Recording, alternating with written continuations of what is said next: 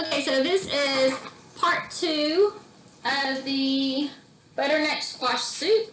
I've already put my chicken broth in here and I dumped the sage butter in here. Now I'm going to go ahead and add the roasted vegetables, and this is the second batch. This is the one that has the frozen vegetables in it. Okay, and I put all those in there.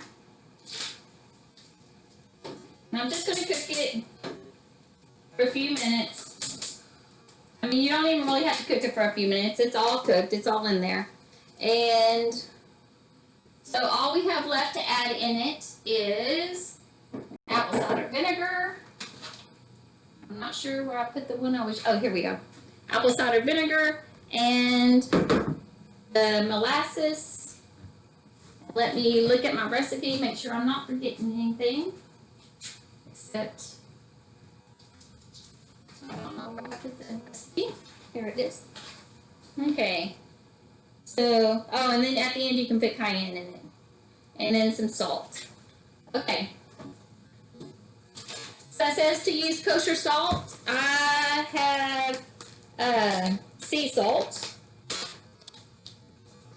And it says 2 teaspoons. 1, 2.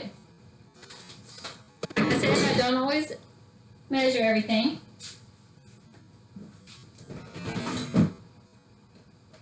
I thought to get still be the dishwasher from there. So I've already had this together. I forgot this part. Okay, so here is my immersion blender. And I think it's on. Okay, and so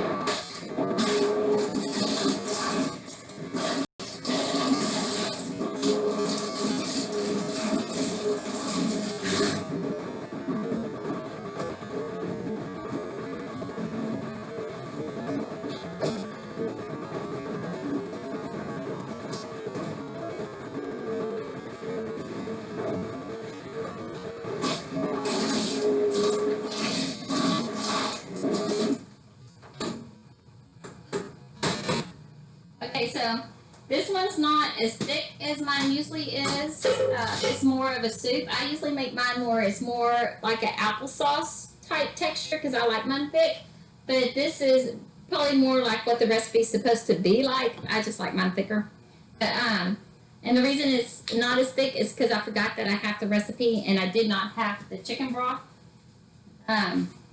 So you do about 2 tablespoons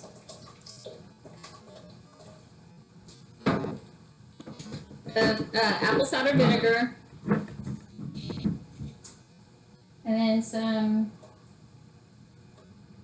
maple syrup,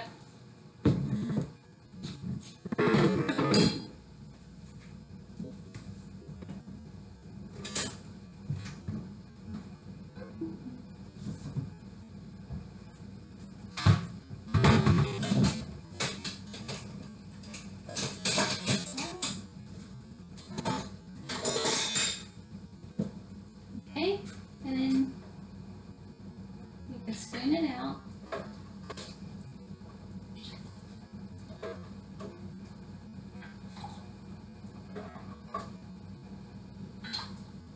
Okay, and then if you want, you can top it off with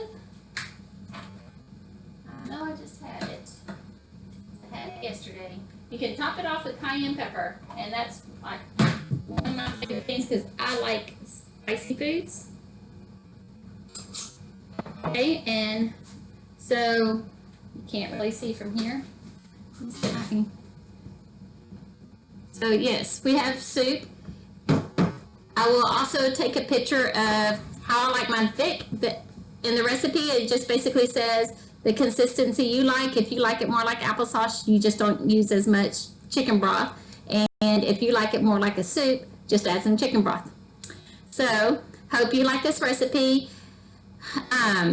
As you can see, once you get it out, all you have to do is mix it. You don't really have to cook it very long. You can cook it longer if you want, but you don't have to. And the cooking time isn't nearly as long when you buy them already frozen and cut into tiny chunks. So this is a recipe that you can shorten. If you see a long recipe like that, think of ways to shorten it. I can't even say that word. Because our time is precious. We don't get as much time in the evenings to do what we need to do. And we still need to take care of ourselves. We still need to eat healthy. So I hope to be able to get some more recipes like this for you that you can still enjoy all the vitamins, nutrients, and everything from all the vegetables and things that you need to eat, but also make it easy and friendly so that you will actually do it. Because I'm telling you, if there's a recipe that says it's going to take about 30 minutes to an hour for me to prepare and then another hour and a half for me to cook, we're not making that in the middle of the week. We just don't have time. So I hope you enjoy. If you like this video, please comment. Thanks.